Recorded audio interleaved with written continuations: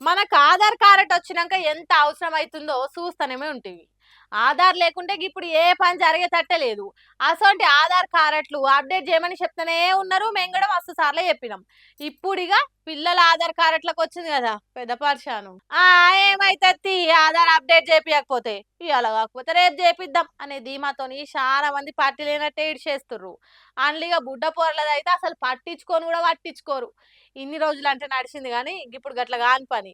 బుడ్డ పోరాలు పుట్టంగానే ఓ ఫోటో అలా పేరుతోని ఈ కార్డుని ఇస్తది కదా, యుఐడిఏఐ. దాన్ని మనోళ్ళు అరే మా పిల్లలకు కూడా ఆధార్ వచ్చేసిందని ఆడికే నిమ్మలమవుతారు. కానీ గసొంటి ఆలోచన ఉంటే మానేసి మీ పిల్లలను దోలుకొని పోయి వాళ్ళకి ఏలి ముద్రలు, కనుపాపలు, ఫోటోను అప్డేట్ చేపియ్యరి. ఏ ఊకో పిల్ల మాకు పనులు లేవా మా చెప్తావు అన్నరే అనుకోండి. 5 ఏళ్ళు దాటినాక కూడా ఆ కార్డు ఇంకా అప్డేట్ చేపియకపోతే ఆ కార్డును రద్దు చేస్తారట.